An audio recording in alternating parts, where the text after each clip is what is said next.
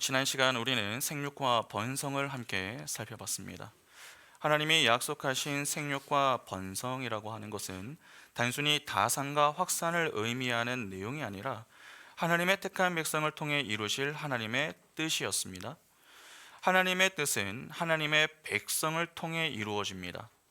하나님이 그렇게 하기로 이 작정을 하셨기 때문에 그렇죠.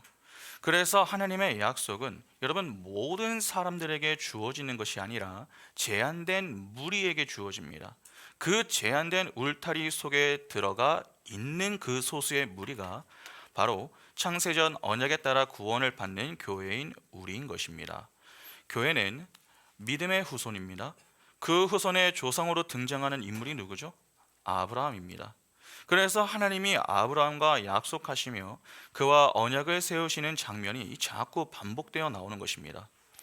약속과 다르게 언약은 쌍방의 노력이 필요합니다. 그러나 이는 신인 협동설, 즉 하나님과 인간이 함께 일해야 하는 것이 아니라 하나님이 홀로 이루시는 것이다. 그렇게 자꾸 말씀을 드렸습니다.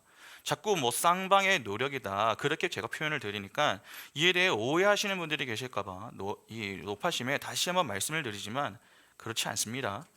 여러분, 하나님과 언약을 맺은 언약 백성은 해야 할 일이 있습니다. 그것이 무엇입니까? 하나님의 약속을 믿는 것입니다. 다시 말해서 하나님을 믿는 것이죠. 그냥 보면은 하나님을 믿는 것 정도는 충분히 좀 우리가 할 수 있어 보입니다. 그러나 믿음이라고 하는 것은 인간 측에서 생성해낼 수 있는 개념이 아닙니다. 우리가 믿어야 할 대상이 누구죠? 인간이 아닙니다. 하나님입니다. 피조물이 창조주를 믿어야 하는 것입니다. 정말 피조물이 창조주를 알고 믿을 수 있습니까? 선악과 사건 이후 죄로 타락한 죄인들은 영적 맹인이 되었습니다. 영적 기머거리가 되었죠. 때문에 하나님을 볼 수도 없고 그분의 음성을 들을 수도 없습니다. 이를 조금 다르게 표현하면 하나님의 영광에 이를 수가 없습니다. 그것이 로마서 3장의 내용 아닙니까? 하나님이 어떤 분이신지 알 수 없는데 어떻게 하나님을 믿습니까? 내 의지와 노력만 있다고 해서 믿을 수 있는 것이 아닙니다. 그러면 우리가 하나님을 믿기 위해서는 어떻게 되어야 하는 것입니까? 하나님이 당신을 믿을 수 있는 믿음을 우리에게 수여해 주셔야 합니다. 다시 말해서 믿음을 주셔야 믿을 수 있다는 것이죠. 그래서 기독교와 다른 종교의 가장 큰 차이가 무엇입니까? 다른 종교는 전부 인간이 먼저 신을 찾아가는 것으로 시작을 합니다. 그러나 기독교만 유일하게 신이 인간을 찾아가는 것으로 출발을 하죠. 왜 하나님이 먼저 찾아오십니까? 하나님이 찾아오셔서 믿음을 주지 않으시면 우리는 하나님을 믿고 싶어도 믿을 수 없는 자, 즉 불가능한 상태에 놓여 있기 때문입니다. 누구로 시작하는가 하는 것에 이 문제는 매우 중요합니다. 인간으로 시작을 하게 되면 치성이 강조됩니다. 그러니까 은혜보다는 행위에 집중을 하게 되는 것이죠. 그러면 그 행위를 하는 주체가 중요하게 되겠죠. 그래서 열심을 내면서 자꾸 이 보상을 기대합니다. 그러나 기독교는 다릅니다. 하나님으로 출발하면 행위보다 은혜가 강조됩니다. 내가 할 수 있는 것이 없는데 하나님이 다 하시는 겁니다.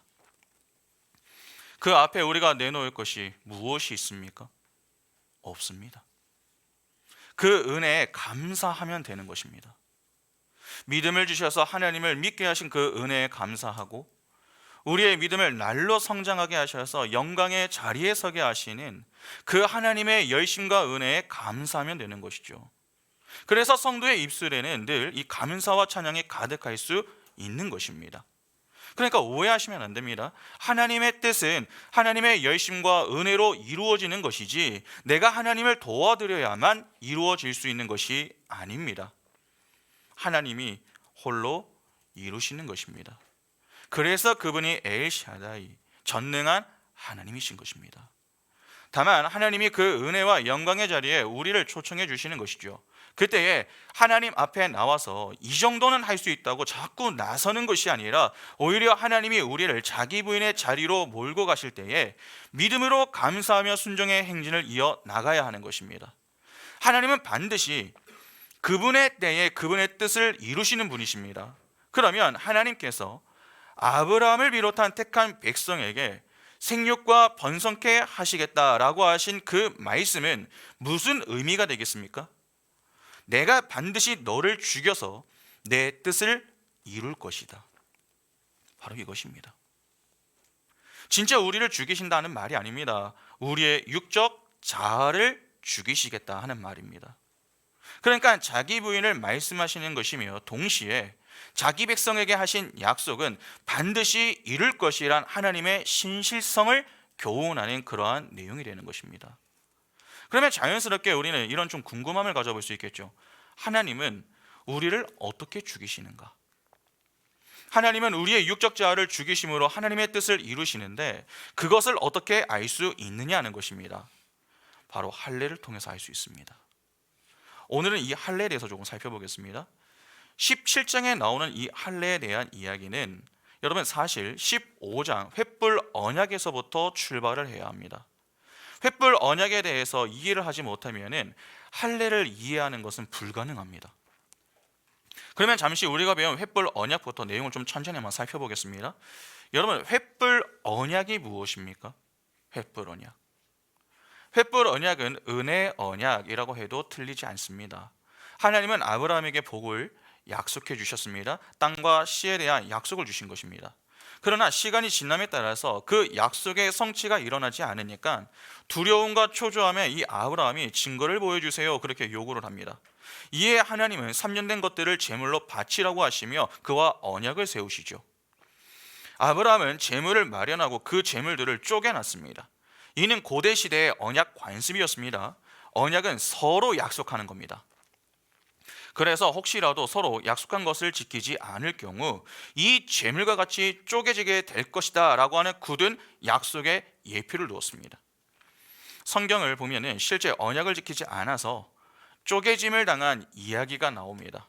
예레미야 34장 18절부터 22절 보시면은 송아지를 둘로 쪼개고 그 두 조각 사이로 지나매 내 앞에 언약을 맺었으나 그 말을 실행하지 아니하여 내 계약을 어긴 그들을 곧 송아지 두 조각 사이로 지난 유다 고관들과 예루살렘 고관들과 내시들과 제사장들과 이 땅 모든 백성을 내가 그들의 원수의 손과 그들의 생명을 찾는 자의 손에 넘기리니 그들의 시체가 공중의 새와 땅의 짐승의 먹이가 될 것이며 또 내가 유다의 시드기야 왕과 그의 고관들을 그의 원수의 손과 그의 생명을 찾는 자의 손과 너희에게서 떠나간 바벨론 왕의 군대의 손에 넘기리라.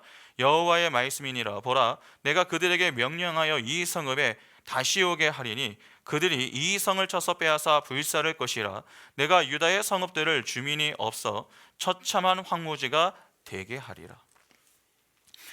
여러분, 그러니까 언약을 세운다 하는 것은 생명을 걸고 해야 하는 것입니다. 가볍게 할 일이 아닙니다. 보통 쪼갠 재물 사이로 지나가는 것은 힘이 있는 쪽보다는 힘이 없는 쪽이 지나갔습니다. 왜냐하면 언약을 어길 가능성이 힘이 있는 쪽보다는 힘이 없는 쪽이 상대적으로 더 높았기 때문에 그렇습니다. 그러면 아브라함과 하나님 사이에서는 누가 그 사이를 지나가야 합니까? 아브라함이 지나가야 됩니다. 피조물과 창조주는 차원이 다릅니다. 그러니까 피조물인 아브라함이 그 사이를 지나가야 했던 것이죠. 그러나 성경은 횃불이 쪼갠 고기 사이로 지나갔다라고 합니다. 창세기 15장 17절에 해가 져서 어두울 때 연기나는 화로가 보이며 타는 횃불이 쪼갠 고기 사이로 지나더라. 여기 보면은 연기나는 화로가 보이고 타는 횃불이 쪼갠 고기 사이로 지나갔다라고 합니다. 여러분, 연기와 횃불 하면은 무엇이 생각이 나십니까? 연기와 횃불, 구름 기둥과 불 기둥입니다. 이스라엘을 광야로 인도하셨던 하나님의 현현이 바로 이 구름 기둥과 불 기둥이었습니다. 그러니까 하나님의 임재가 쪼갠 고기 사이로 지나가신 것입니다.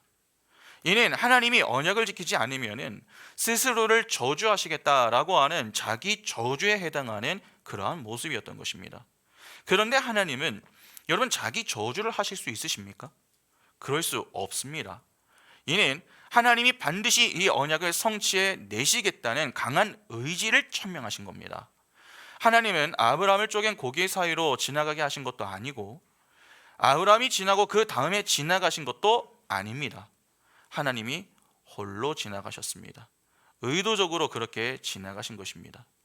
이는 하나님께서 하신 자손과 땅의 약속은 하나님께서 홀로 마련하시겠다라고 하는 자기 선언인 것이죠. 다시 말하면 너의 도움이 필요한 것도 아니고 너와 내가 함께하는 것이 아니다 하는 것을 그 자리에서 교훈해 주신 것입니다.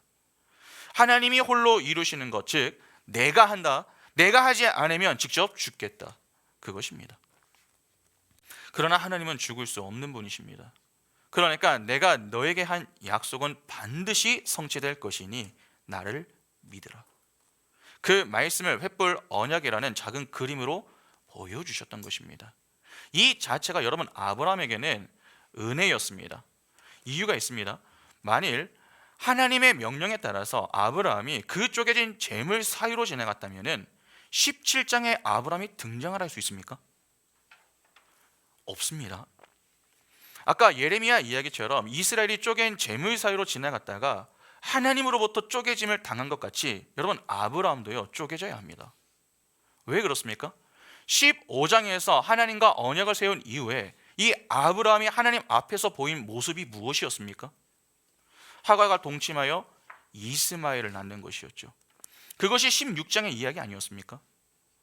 하나님은 15장에서 내 몸에서 날 자가 내 후손이 될 것이다 그렇게 말씀을 해 주셨음에도 불구하고 아브라함은 자신의 힘으로 이스마엘을 낳았고 17장에 와서는 그가 내 상속자가 될 것입니다 그렇게까지 이야기를 하고 있습니다. 그러니까 하나님과 세운 언약을 어긴 것입니다.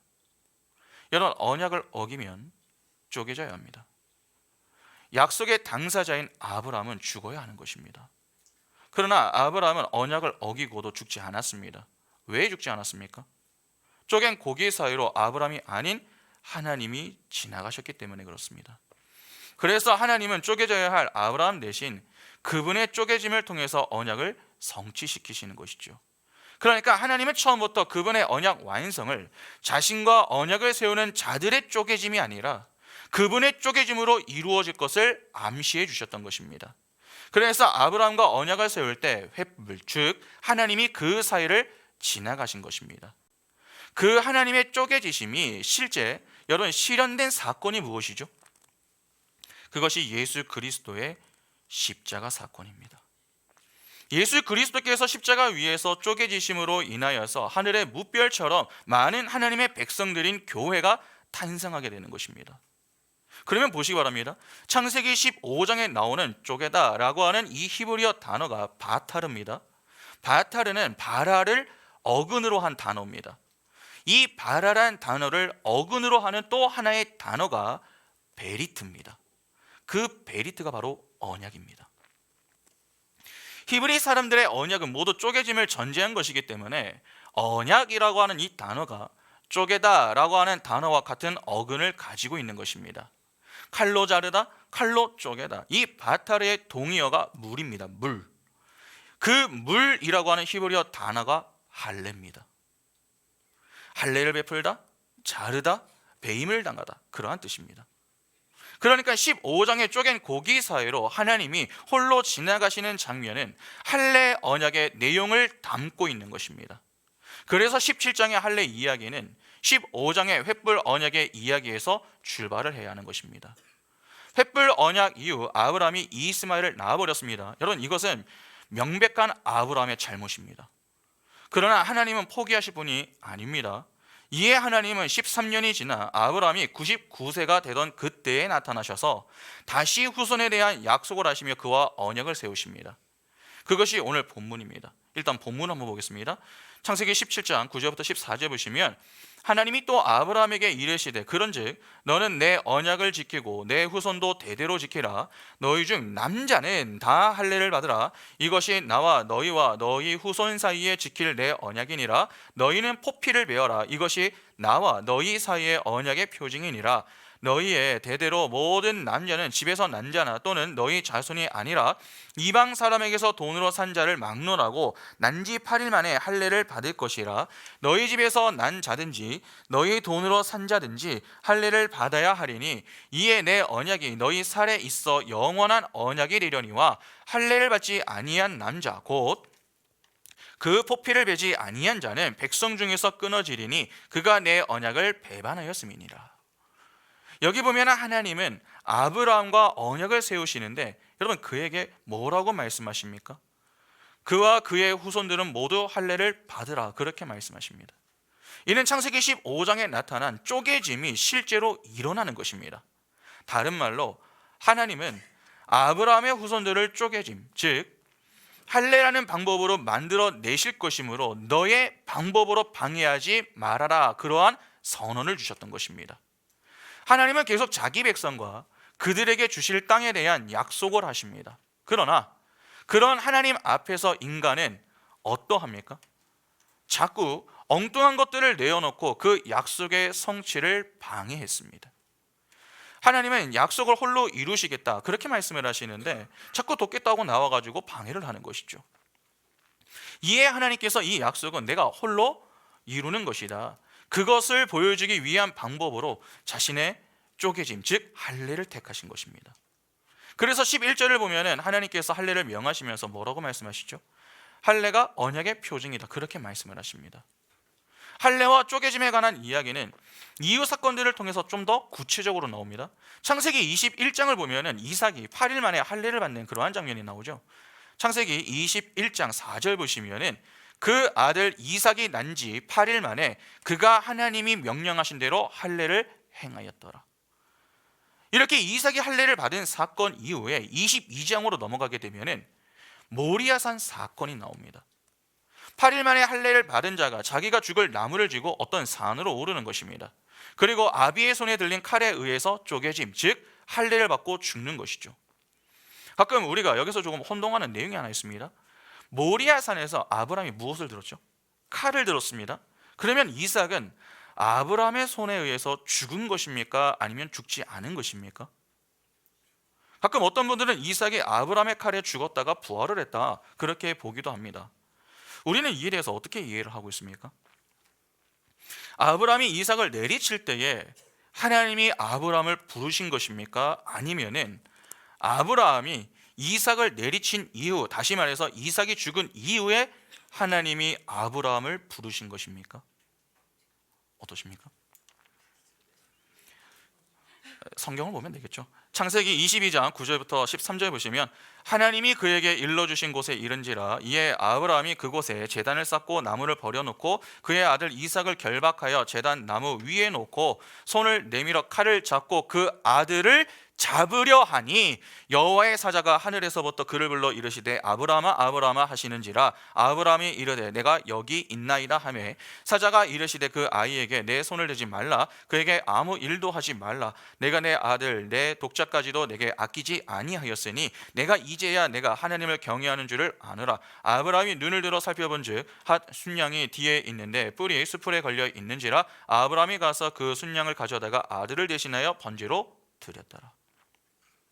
여기 보면 하나님은 아브라함을 언제 불렀다고 하죠? 칼을 잡고 그 아들을 잡으려고 할 때에 불렀다고 합니다. 잡고 난 이유가 아닙니다. 잡으려고 할 때입니다. 그러니까 이삭이 죽지 않았을 때입니다. 여기서 중요한 것은 아브라함이 어떻게 칼을 들었느냐 하는 것입니다. 히브리서 11장 10절부터 17절부터 19절을 보시면은 아브라함은 시험을 받을 때에 믿음으로 이삭을 드렸으니 그는 약속을 받은 자로 돼 그 외아들을 드렸느니라. 그에게 이미 말씀하시기를 내 자손이나 칭할 자는 이삭으로 말미암으리라 하셨으니 그가 하나님이 능히 이삭을 죽은 자 가운데에서 다시 살리실 줄을 생각한지라. 비유컨대 그를 죽은 자 가운데에서 도로 받은 것이니라. 히브리서 여러분 11장은요 믿음장입니다. 그 가운데 해당 내용이 나오는 것이죠. 아브라함은 믿음으로 이삭을 바친 것입니다. 그러면 그가 무엇을 믿고 이삭을 바친 것입니까? 19절 내용을 보면 하나님이 능히 이삭을 죽은 자 가운데에서 살리실 줄로 생각을 했다라고 했습니다. 죽은 자 가운데에서 살리실 줄로 생각했다. 이는 부활을 믿었다는 말 아닙니까? 부활은 죽음을 전제하는 용어입니다. 그러니까 아브라함이 칼을 든 그 순간 이미 이삭은 죽은 것이나 다름이 없습니다. 칼로 내려치지 않았다고 그가 죽지 않은 게 아니라 이미 칼을 든 그 순간 이삭은 죽은 것입니다. 왜 이 내용이 중요한지 아십니까? 하나님이 하신 말씀은 어떤 경우라도 반드시 어떻게 되어야 됩니까? 성취가 되어야 합니다. 하나님은 거짓말하시는 분이 아니십니다. 상황이 딱하거나 어떤 변수가 생겼다고 해서 뒤로 미루시는 그런 분이 아닙니다. 그분은 하신 말씀과 약속을 신실하게 지키시는 분이십니다. 때문에 이삭은 반드시 죽어야 하는 것이죠. 설령 아브라함이 실제 칼로 그를 내리치지 않았다고 할지라도 아브라함은 이삭의 부활을 믿는 믿음으로 그를 바친 것이고 그 자리에서 이삭은 죽음을 경험한 것입니다. 이를 잘 이해하셔야 됩니다. 여러분, 할례라고 하는 것은 칼의 언약입니다. 그러니까 이삭은 8일 만에 할례를 받으시고 자신이 매달려 죽어야 할 그 나무를 짊어지고 골고다 언덕을 오르신 예수의 모형으로 등장을 하는 것입니다. 이삭과 같은 모습으로 사셨던 분이 예수 그리스도 아닙니까? 예수께서도 십자가에 매달려 온몸에 할례를 받으시고 죽으시는 방법으로 하나님 백성들이 하늘의 무별처럼 살아나게 될 것임을 이삭이 미리 보여주었던 것입니다. 그런데 이삭은 예수 그리스도로 말미암아 사망에서 새 생명으로 부활하게 되는 하나님의 백성의 모형이기도 합니다. 잘 생각해 보시기 바랍니다. 여러분, 이삭이 모리아산에 올라간 것은 죽기 위해서였습니다. 그러나 죽어야 할 이삭 대신에 누가 죽었죠? 창세기 22장 13절에 보시면 아브라함이 눈을 들어 살펴본즉 한 순양이 뒤에 있는데 뿌리 수풀에 걸려 있는지라 아브라함이 가서 그 순양을 가져다가 아들을 대신하여 번제로 드렸더라. 그를 대신한 어린 양이 죽고 이삭은 죽지 않았습니다. 이렇게 이삭은 아버지 하나님의 손에 들린 칼에 의해서 죽임을 당한 예수 그리스도와 그 어린 양 예수 그리스도에 의해서 사망에서 살아나게 되는 자들을 가리키는 이중적 상징, 교회를 보여주는 그러한 인물이 되는 것입니다. 그러한 예수 그리스도의 할례 사건은 야곱의 야복강 사건에서도 구체적으로 설명이 됩니다. 야복강 이전까지 여러분, 야곱의 삶은 어떠했습니까? 새 이름이 주어지는 것에 대한 설교를 제가 드릴 때에도 우리가 함께 살펴보았지만 야곱은 거짓말하는 그러한 인생을 살았습니다. 사기와 임기응변 그리고 권모술수의 인생을 살았죠. 야곱은 하나님의 택함을 받은 자입니다. 그러나 하나님이 보시기에 그의 인생은 어떠했습니까? 엉망그자치였습니다. 하나님은 그렇게 불가능한 죄인에게 찾아오셔서 씨름을 하십니다. 그런데 죄인들의 세상 힘을 향한 그 욕망과 욕구가 얼마나 큰지 야곱이 하나님하고 씨름을 하는데 어떻게 합니까? 지지 않으려고 합니다. 창세기 32장 24절과 25절 보시면 야곱은 홀로 남았더니 어떤 사람이 날이 새도록 야곱과 씨름하다가 자기가 야곱을 이기지 못함을 보고 그가 야곱의 허벅지 관절을 치매 야곱의 허벅지 관절이 그 사람과 씨름할 때에 어긋났더라. 여기 보면 야곱이 씨름하는 장면이 나오는데 성경이 뭐라고 합니까? 25절 보면 자기가 야곱을 이기지 못함을 보고 야곱의 허벅지 관절을 쳤다고 하죠. 이는 하나님이 피조물보다 못하다 하는 것을 보여주는 그러한 내용이 아닙니다.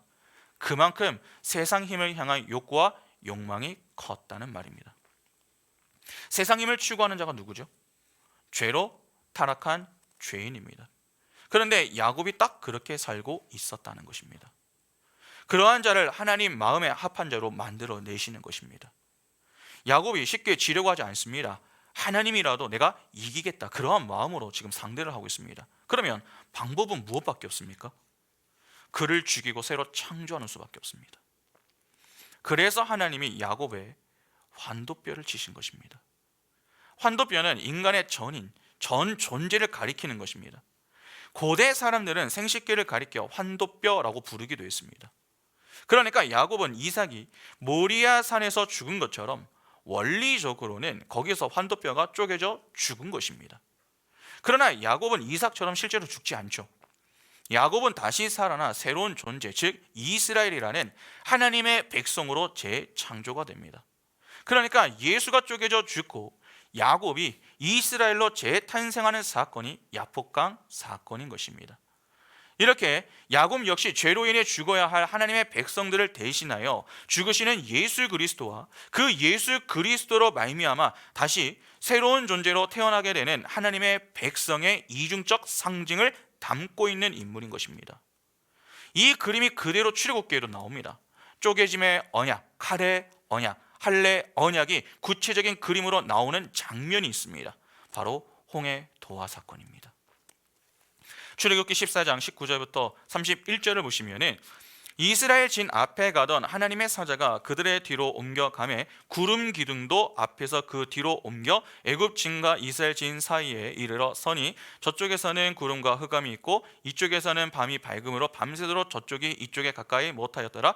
모세가 바다 위로 손을 내밀매 여호와께서 큰 돌풍이 밤새도록 바닷물을 물러가게 하시니 물이 갈라져 바다가 마른 땅이 된지라. 이스라엘 자손이 바다 가운데를 육지로 걸어가고 물은 그들의 좌우에 벽이 되니 애굽 사람들과 바로의 말들 병거들과 그 마병들이 다 그들의 뒤를 추격하여 바다 가운데로 들어오는지라. 새벽에 여호와께서 불과 구름 기둥 가운데에서 애굽 군대를 보시고 애굽 군대를 어지럽게 하시며 그들의 병거 바퀴를 벗겨서 달리기가 어렵게 하시니 애굽 사람들이 이르되 이스라엘 앞에서 우리가 도망하자 여호와가 그들을 위하여 싸워 애굽 사람들을 치는도다. 여호와께서 모세에게 이르시되 내 손을 바다 위로 내밀어 물이 애굽 사람들과 그들의 병거들과 마병들 위에 다시 흐르게 하라 하시니 모세가 곧 손을 바다 위로 내밀매 새벽이 되어 바다의 힘이 회복된지라. 애굽 사람들이 물을 거슬러 도망하나 여호와께서 애굽 사람들을 바다 가운데 엎으시니 물이 다시 흘러 병거들과 기병들을 덮되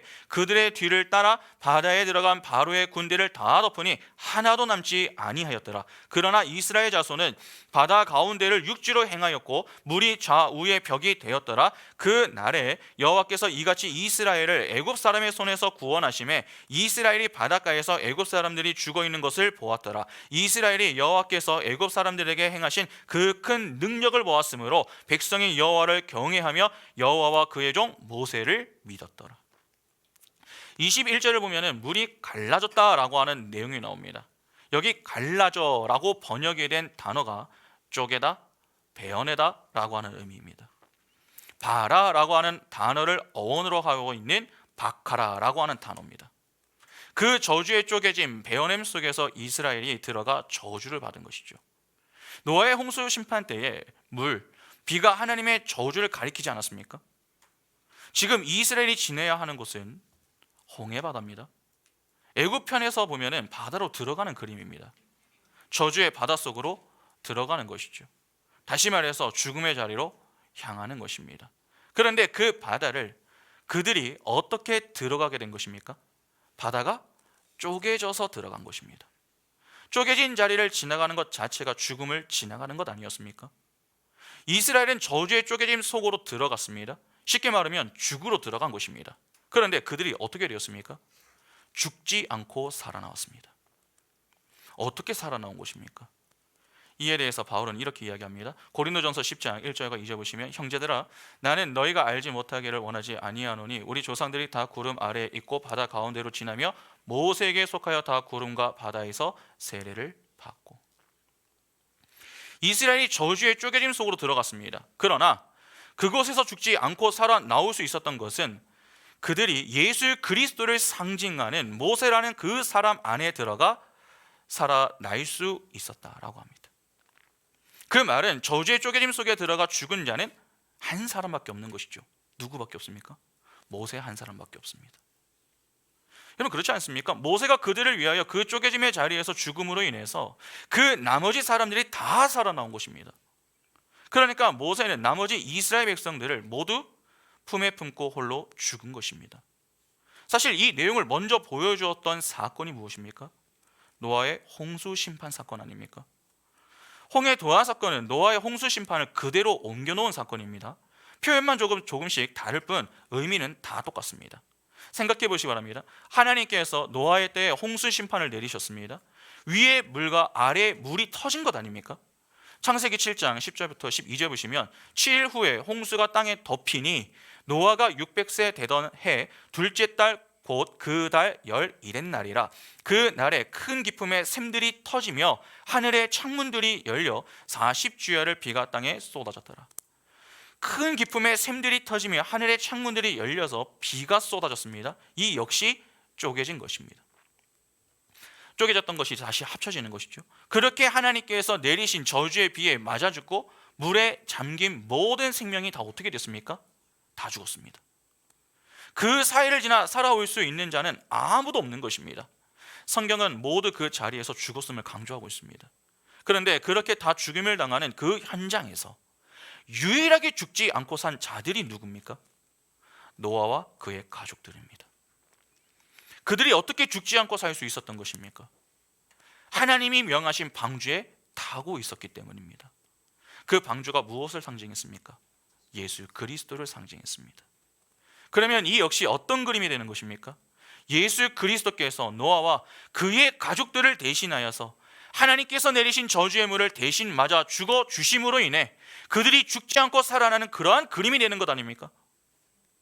이 그림이 그대로 옮겨진 것이 홍해 도화 사건인 것입니다.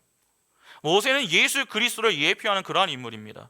그 안에서 이스라엘이 죽지 않았으면 곧 예수 그리스도 안에서 그들이 죽지 않았음을 의미하는 것입니다. 그러니까 모두 예수 그리스도께서 대신 쪼개지신 십자가 복음을 교훈하는 이야기인 것입니다. 다시 말해서 저주받아 쪼개져 죽어야 할 하나님의 백성들을 품에 품고 죽으신 예수 그리스도에 의해 살아나게 될 교회를 그림으로 자꾸 반복하여서 보여주고 있는 것입니다. 그리고 그러한 그림이 십자가에서 실제로 현실이 되어 나타난 것이죠. 그러니까 할례라고 하는 것은 하나님의 언약이 하나님의 쪼개짐에 의해서 성취될 것을 예표하는 하나의 상징인 것입니다. 이해를 돕기 위해서 15장에서 시작이 되었다 그렇게 이야기를 하는 것이지만 사실 이 내용은요 창세기 3장에서 이미 시작이 된 것입니다. 여러분, 선악과 사건으로 아담과 하와가 죄를 지었습니다. 하나님은 그 선악과를 먹으면 어떻게 된다고 하셨죠? 창세기 2장 17절에 보시면 선악을 알게 하는 나무의 열매는 먹지 말라, 내가 먹는 날에는 반드시 어떻게 됩니까? 죽으리라 하시니라. 무트 타무트, 먹는 날에는 너희가 반드시 죽으리라. 그렇게 죽는다고 경고하셨습니다. 그러면 선악과 사건 이후에 그들은 죽어야 하는 것 아닙니까? 그러나 그들은 죽지 않았습니다. 오히려 하나님은 그들을 위하여서 무제한 짐승의 쪼개짐을 통해 죄인들의 부끄러움을 가려주셨습니다. 사실 거기서부터 할례 언약은 시작이 된 것입니다. 그러니까 정확하게 표현하면 창세기 3장에 가죽 옷을 입혀주시는 그 사건은 할례 언약의 최초의 그림이었던 것입니다. 그러면 여기서 우리는 이런 궁금함이 좀 들 수 있습니다. 지금까지 본 내용에 따르면 할례는 하나님이 쪼개지심을 통해서 하나님의 백성이 살아나는 형국 아닙니까? 노아의 방주부터 홍해의 도화 사건, 그리고 예수 그리스도의 십자가 죽음까지 전부 같은 그림이었습니다.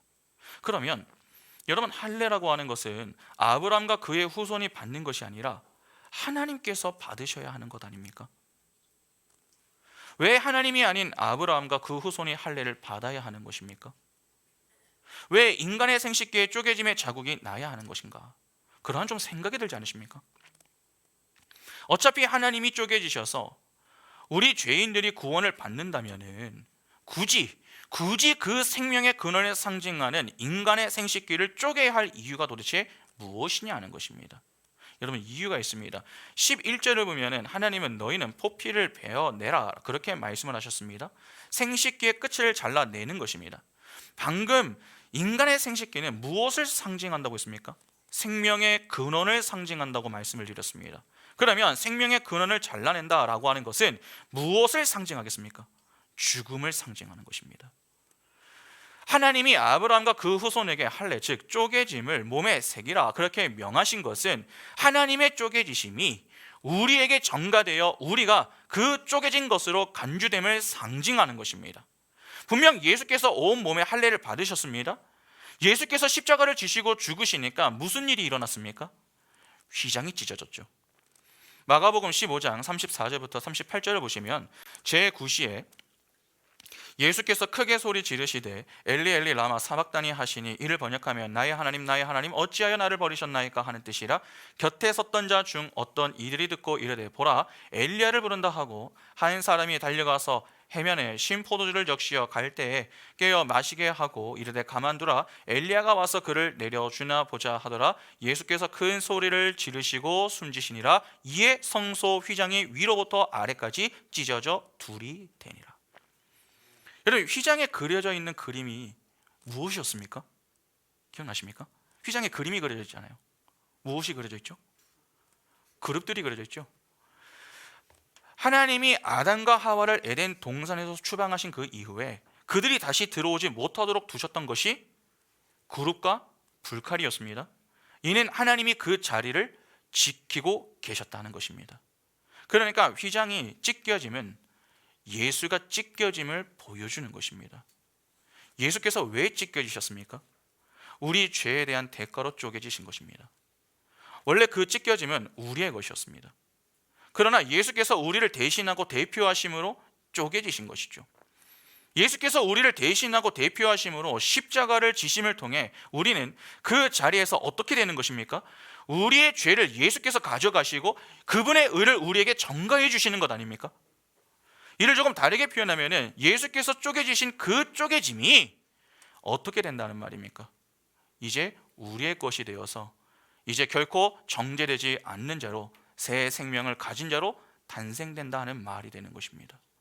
그래서 바울이 로마서에서 이렇게 이야기하죠. 로마서 8장 1절과 2절 보시면 그러므로 이제 그리스도 예수 안에 있는 자에게는 결코 정죄함이 없나니 이는 그리스도 예수 안에 있는 생명의 성령의 법이 죄와 사망의 법에서 너를 해방하였음이니라. 예수의 십자가 할례가 내 할례가 되는 것입니다. 그 예수 그리스도의 할례의 흔적이 우리 몸에 새겨져 있는 것이죠. 그래서 생명의 근원을 상징하는 하나님 백성의 생식기가 쪼개진 흔적을 갖게 되는 것입니다. 그러니까 할례를 행함은 곧 난 예수 안에서 죽은 자다, 그러한 선포가 되는 것입니다. 그러면 지금 하나님께서 아브라함에게 언약을 지키라 그렇게 말씀하시며 언약의 표징인 할례를 명하신 이유는 무엇이겠습니까? 1차적으로 할례를 행함으로 인하여 믿음과 행함의 조화를 교훈하기 위한 것도 있지만 동시에 생명은 오직 하나님께 달려있음을 고백하게 만들기 위해서입니다. 교회의 생명, 즉 영생은 오직 하나님에게서만 말미암는다. 그것을 할례 의식을 통해 가르쳐 주시는 것입니다. 이를 조금 다르게 표현하면 인간의 진짜 행복은 오직 하나님께서 주시는 생명, 영생에 의해서만 충족될 수 있다. 그것을 알라는 것입니다. 이를 오해하시면 안 됩니다. 그러면 우리도 할례를 해야 합니까? 여러분, 할례 행위 자체는 아무런 효력이나 효험이 없습니다. 할례는 예수 그리스도의 십자가의 할례가 우리의 할례가 되어서 예수 그리스도의 할례의 결과물이 우리에게 전가되는 것을 믿는 마음의 할례를 상징으로 담고 있는 것입니다. 그러니까 이를 문자적으로 이해하고 해석을 하면 안 되는 것입니다. 유대인들의 실수가 바로 여기 있었던 것 아닙니까? 14절에 할례를 받지 아니한 남자 곧 그 뽑기를 베지 아니한 자는 백성 중에서 끊어진다라고 하는 이 내용을 문자 그대로 이해를 해버리니까 이후 그들이 어떻게 합니까? 열심히 할례를 합니다. 어떻게든 할례를 행하여서 자신들이 아브라함의 자손임을 인정받고자 노력을 했던 것입니다. 왜 그렇게 합니까? 그래야 복을 받는다 그렇게 생각을 했기 때문에 그렇습니다. 하나님은 아브라함에게 할례를 통해 그 속에 담긴 의미를 이해하여 하나님을 소망하라고 가르쳐 주셨는데 유대인들은 이를 표피적으로 이해를 했던 것입니다. 그러니까 어떤 문제가 발생했습니까? 할례를 행하며 육적 아브라함의 자손이 되기를 힘썼습니다. 그러나 부작용이 있었죠. 할례를 받은 그들만이 마치 하나님의 친아들인 것처럼 복을 받을 수 있는 자들인 것처럼 교만의 자리에 섰습니다. 형식주의와 율법주의로 향하여서 외식하는 자들로 살았다는 것입니다. 이방인들을 개취급했습니다. 그리고 그들에게도 할례를 요구하면서 할례를 반드시 받아야 한다 그것을 강조했죠. 하나님의 의도를 오해해도 한참 오해한 결과가 바로 이렇게 나타나는 것입니다. 이들이 하나님의 은혜를 인정하지 않았는가? 그렇지 않습니다. 하나님의 은혜를 인정했습니다. 하나님의 은혜가 필요하고 중요하다 그렇게 가르쳤습니다. 그러나 은혜만으로는 부족하다 그렇게 보았던 것입니다. 은혜의 율법의 행위 그리고 할례를 받아야 한다 그렇게 여겼습니다. 이것이 갈라디아서에 나오는 다른 복음 아닙니까? 그러니까 복음은 복음인데 엉뚱한 복음을 붙들고 살더라는 것입니다. 율법을 오해하면 이러한 현상은 얼마든지 생겨날 수 있는 것입니다. 오늘 우리는 어떻습니까? 할례를 비롯한 여러 율법의 내용들을 통해서 진리를 발견한 사람은 사랑의 실천자가 됩니다. 그러니까 풍성한 사랑으로 하나님과 이웃을 사랑하는 그러한 사랑하는 자가 되는 것이죠. 사랑하는 자는 자기 자신이 없습니다. 다시 말해서 자기를 자랑하거나 과시하지 않는다는 말입니다. 자기를 부인하는 자입니다. 믿음의 원리를 추구하는 자입니다. 예수 그리스도의 쪼개짐이 내 것이 되어서 작은 예수로 살아가기를 힘씁니다. 그래서 세례 요한과 같이 나는 쇠하고 그는 흥해야 한다, 그렇게 고백을 합니다. 나는 예수 안에서 죽었습니다. 내가 이제 사는 것은 내 안에 계신 예수 그리스도를 믿는 믿음 안에서 사는 것입니다. 그러한 고백을 하면서 삽니다. 그래서 이전에 내가 자랑거리로 생각하던 것들을 자랑거리가 아니라 배설물로 여기며 진짜 자랑거리인 예수 그리스도의 십자가를 자랑하는 자로 산다는 것입니다. 내가 드러나지 않습니다. 하나님을 드러냅니다. 그런 인생을 사는 자들과 함께하는 이들이 어떻게 행복하지 않을 수 있겠습니까? 그런데 어설프게 나는 성경을 읽고 기도하며 헌금을 이 정도 하고 교회에서 이 정도 봉사를 하는데 너는 왜 그렇게 하지 못하니? 왜 이것밖에 하지 못하는 거니? 그렇게 상대적 우위에 서서 자신보다 잘하지 못하는 그 이들을 향하여서 쉽게 정지하거나 평가하는 그 모습은 문제가 있는 것입니다. 꼭 기억하시기 바랍니다. 교회를 오래 다녔다고 해서 하나님을 아는 것이 아닙니다. 서당계 3년이면 풍어를 옮는다는 속담을 생각하면서 신앙의 연수가 차면 그와 비슷하지 않을까, 그렇게 생각하는 이들이 생각보다 많습니다.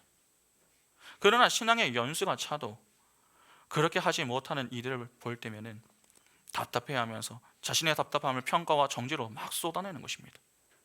부모가 자녀를 향해 하는 실수가 바로 여기에 있는 것 아닙니까? 중직자들이 초신자들을 향하여서 실수하는 게 바로 이것 아닙니까? 신앙은 신앙의 연수에 따라 생기는 것이 아니라 하나님과의 관계 속에서 생기는 것입니다. 아무리 교회를 오래 다녔어도 예수를 모르면 하나님에 대해서만 알 뿐 하나님을 모를 수 있습니다. 내가 말씀을 들어도 잘 모르겠다, 그러면 어떻게 해야 합니까? 모르기 때문에 나는 안 되나 보다, 그렇게 여기면 그냥 포기해야 됩니까? 아닙니다. 모르기 때문에 알도록 내가 더 열심히 들어야 되겠다, 내가 말씀을 더 공부해야 되겠다, 그쪽으로 향해야 하는데 그러한 쪽으로 향하는 이들이 별로 없습니다. 말씀을 모르는데 어떻게 하나님을 알 수 있습니까? 하나님을 모르는데 말씀이 이해가 될 수 있습니까? 그 말씀이 와닿을 수 있습니까? 어느 도단입니다. 우리가 진정 고민해야 할 문제는 하나님을 아는 일이지 하나님에 대해 아는 것이 아닙니다. 자꾸 때가 되면 무엇을 해야 한다, 저것을 해야 한다, 그런 이야기들을 많이 하는데 상당히 위험한 말입니다. 하나님이 신앙생활을 시작하면서부터 해를 정하고 기한을 정하신 그 이후에 각 기간에 따라서 무엇을 해야 한다, 그렇게 말씀하신 적이 있습니까? 너희는 애굽에서 나왔으니까 자 이제 훈련 시작이다. 훈련은 40년이다. 40년 동안 단계별로 어떤 단계를 밟아서 이런 존재가 되어야 한다. 레벨 테스트를 할 건데 거기서 탈락하면 너는 아웃이다. 그렇게 말씀을 하셨느냐는 것입니다. 그렇지 않습니다. 하나님은 항상 속도보다 방향을 강조하셨습니다. 너희가 어디 있느냐? 거룩의 자리에 있느냐? 아니면 거룩하지 않은 자리에 있느냐? 그것을 물으셨습니다. 내가 거룩하니 너희도 거룩하라 하는 것은 너희는 거룩의 자리에 있는 자들이니 그 거룩함을 추구하는 자리에서 이탈하면 안 된다, 그러한 말씀을 주신 것이지 언제까지 얼마나 거룩해져야 한다 하는 그러한 말씀이 아니었습니다. 이를 잘 분별하셔야 됩니다. 하나님은 단 한 번도 속도를 가지고 말씀하신 적이 없습니다. 그런데 오늘 우리는 어떻습니까? 어느 순간 속도에 관한 이야기를 자꾸 하려고 합니다. 왜 교회들마다 자꾸 속도에 관한 이야기를 하려고 합니까? 결국 교회가 돌아가야 한다, 그렇게 생각을 하기 때문에 그렇습니다. 다시 한번 강조하여 말씀을 드리지만 여러분, 교회는 경영하는 곳이 아닙니다. 교회의 주인은 하나님이십니다. 우리의 무책임함, 게으름과 나태함을 합리화하자, 그러한 이야기가 아닙니다. 우리는 우리 편에서 해야 할 최선을 다해야 합니다. 그러나 그것이 전부는 아니라는 말입니다. 지금 이 이야기를 하는 이유가 있습니다. 여러분, 오늘날에는 할례를 행합니까? 하지 않죠.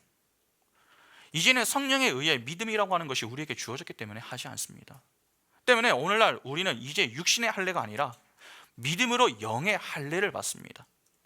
우리가 할 일은 그 복된 소식인 복음을 믿는 것입니다. 그것이 바로 할례인 것입니다. 골로새서 2장 11절에 또 그 안에서 너희가 손으로 하지 아니한 할례를 받았으니 곧 육의 몸을 벗는 것이요 그리스도의 할례니라. 성도는 모두 할례를 받은 자들입니다. 그런데 그것이 어떤 할례입니까? 예수 그리스도의 할례입니다. 그 할례의 정신이 오늘날에 세례로 이어지고 있는 것입니다. 우리는 예수 안에서 쪼개진 자, 즉 예수 안에서 죽고 살아난 자라는 신앙 고백이 있습니다. 그게 세례입니다. 그러니까 세례는 할례의 정신이 담겨져 있는 것이죠. 여러분, 세례가 무엇입니까? 세례를 할 때 어떻게 하죠? 물을 머리에 뿌리거나 그 위에 손을 얹지 않습니까? 왜 손을 얹습니까? 왜 하죠? 뭐 해야 되니까 합니까? 왜 합니까? 물을 손에 얹지 않습니까? 머리에. 왜 꼭 머리입니까? 어깨 안 됩니까? 손 안 됩니까? 왜 꼭 머리여야 됩니까? 물에 잠기는 것을 상징하기 때문에 그렇습니다. 그러니까 저주의 물에 빠져 내가 죽는 것을 의미하는 것입니다. 본래 우리가 그렇게 죽어야 하는 자들입니다. 그러나 그래야 하는 우리가 죽지 않은 이유가 바로 예수 그리스도 때문이다. 나는 예수 안에서 죽고 산 존재다. 이제 나는 예수를 믿는 믿음으로 사는 존재이다. 그것을 고백하는 것이 세례 아닙니까? 할례와 무슨 차이가 있습니까? 그러니까 할례의 정신이 세례의 형태로 나타날 뿐 그 정신은 계속 이어지고 있는 것입니다. 그러면 세례는 대충 받을 수 있는 것입니까? 그렇지 않습니다. 진지하게 받아야 하는 것입니다. 그런데 주로 이 세례에 대해서 어떻게 생각을 하죠? 지금 한국 교회를 보면은 수세식이 크게 네 가지로 구분이 되어 있습니다. 유아 세례, 학습, 입교, 세례입니다. 부모가 믿는 경우 자녀를 믿음 안에서 키우겠다 그렇게 고백을 하면서 아이에게 유아 세례를 주고 이후에 부모의 고백이 아닌 자기 스스로의 고백을 하도록 입교를 받게 합니다. 그러나 그렇지 않은 자들의 경우에는 그냥 이 교회에 나온 자들은 일정 기간이 지난 이후에 학습을 받고 그 이후에 세례를 받죠.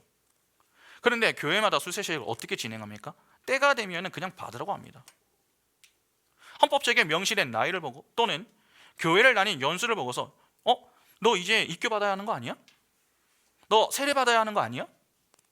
그렇게 주변에서 받으라고 부추기는 경우가 많습니다. 본인은 아직 신앙 고백을 할 준비가 되어 있지 않습니다. 그런데 옆에서 계속 세례를 받으라는 그 압박을 주니까 어쩔 수 없이 세례를 받는 것입니다. 또 어떤 경우는 성찬식에 빵과 포도주가 있으니까 그게 한번 먹어보고 싶어서 그렇게 받는 경우도 있습니다. 그러니까 세례를 받기는 하는데 정작 내가 그 세례를 왜 받는지 그 이유를 모르는 것입니다. 그래서 세례를 받고도 조금만 마음이 들지 않으면 교회를 떠나는 경우가 있습니다. 교회 떠난 분들하고 한번 이야기 나눠보시면 어떤 분들이 가끔 이런 얘기를 하죠. 제가 세례도 받았고요, 제가 교회에서 집사까지 했었어요. 그런 이야기 한번 들어보신 적 없으십니까? 여러분, 세례는 누가 받으라고 해서 받는 것도 아니고 성찬식 빵과 포도주 맛이 궁금하다고 해서 받는 것도 아닙니다. 세례는 내가 예수 안에서 죽은 자임을 고백하는 것입니다. 자신의 신앙을 고백하는 자리라는 것입니다. 그러면 그 신앙을 고백하기 위해서는 반드시 무엇이 선행이 되어야 되겠습니까? 하나님을 아는 것이 선행되어야 되죠. 말씀을 통해서 하나님을 아는 그 일이 되지 않는데 세례가 무슨 의미가 있습니까? 그래서 성찬식을 참여를 해도 감격과 감동이 없습니다. 내가 예수 안에서 죽고 살았다고 하는 그 의미가 무엇인지를 모르기 때문입니다. 그리고 또 하나 우리가 생각해야 할 것이 있습니다. 아까 할례 자체가 효력이나 효험이 없다고 말씀드렸습니다. 여러분, 세례도 마찬가지입니다. 가끔 세례를 받지 못하면 천국에 들어가지 못하는 것처럼 오해를 좀 하시는 분들이 있습니다. 그러나 성경에 정말 세례 받지 못하면 천국에 들어가지 못한다고 합니까? 그렇게 기록되어 있습니까? 그러면 저를 좀 보여주십시오. 여러분, 우리의 구원은 세례로 정해집니까? 그렇지 않습니다. 예수 그리스도를 믿는 믿음의 여부로 정해지는 것입니다. 세례를 안 받아도 된다, 지금 그 말이 아닙니다. 세례보다 더 중요한 것이 예수 그리스도를 믿는 믿음이다, 지금 그 말씀을 드리는 것입니다. 성경은 우리 몸에 할례를 행해야 한다 그렇게 교훈하지 않습니다. 성경은 마음의 할례를 교훈합니다. 이는 신약에서 나오는 이야기가 아니라 구약에서부터 강조되고 있습니다. 신명기 10장 16절 보시면, 그러므로 너희는 마음의 할례를 행하고 다시는 목을 굳게 하지 말라. 예레미야 9장 26절에 곧 애굽과 유다와 에돔과 암몬 자손과 모압과 및 광야에 살면서 살적은 깎은 자들에게라 물은 모든 민족은 할례를 받지 못하였고 이스라엘은 마음의 할례를 받지 못하였느니라 하셨느니라. 로마서 2장 29절에 오직 이면적 유대인이 유대인이며 할례는 마음에 할지니 영에 있고 율법 조문에 있지 아니한 것이라. 그 칭찬이 사람에게서가 아니요 다만 하나님에게서니라. 성경은 구약에서부터 계속 이 마음의 할례를 강조합니다. 여러분, 그러면 마음의 할례가 무엇입니까? 마음에 그냥 새기는 것입니까?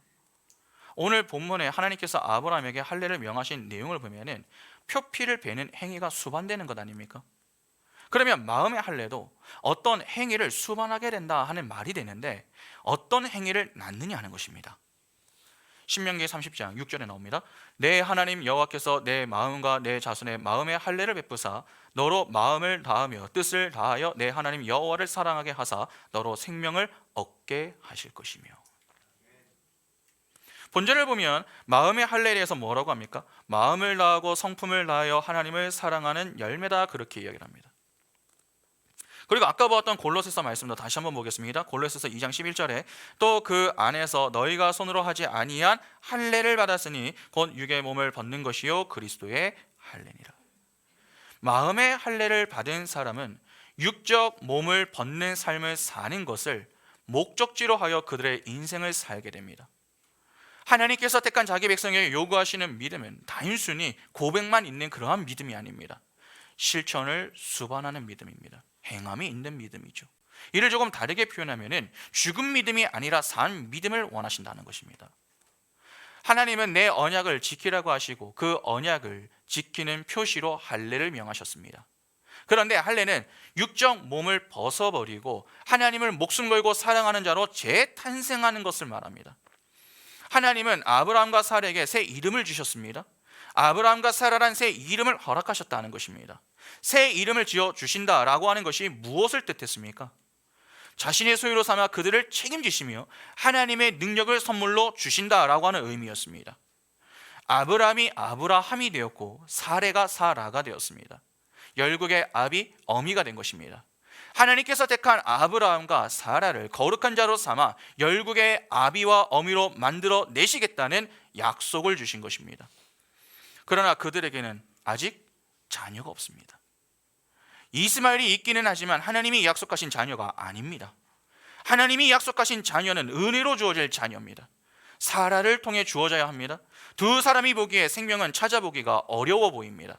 모든 것이 불가능하게 여겨집니다. 그러나 하나님은 그러한 때에 아브라함에게 할례를 언약의 표징으로 요구하시는 것입니다.